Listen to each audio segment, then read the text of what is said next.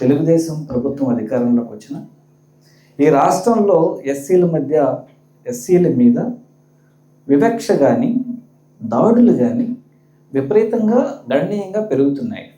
ఎక్కడ వివక్ష గురి చేసినా ఖచ్చితంగా కూడా మన హక్కుల్ని కాపాడుకునేందుకు ఖచ్చితంగా మనం సంఘటితంగా పోరాడాలి.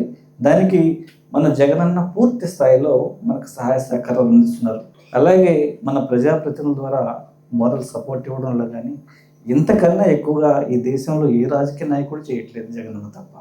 డాక్టర్ బిఆర్ అంబేద్కర్ గారు కానీ అలాగే బాబు జగజ్జీవనరావు గారు కానీ కలలుగన్నటువంటి సమాజాన్ని సాకారం చేయడంలో జగనన్న పూర్తిగా సఫలమయ్యారు.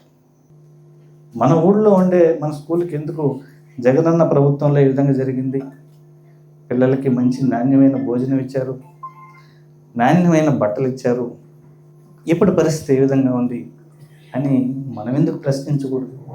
మనం దైనందిన జీవితంలో అనుభవిస్తున్నటువంటి సమస్యల్ని, మనం ఎదుర్కొంటున్నటువంటి ఛాలెంజెస్ని మనం ఖచ్చితంగా బయట చెప్పే విధంగా ఎదిరించి పోరాడితేనే వీటి సంబంధించి ఉపశమనం కలుగుతుంది. వైఎస్ఆర్ కాంగ్రెస్ పార్టీ జగనన్న మనకు అండగా ఉంటాడు.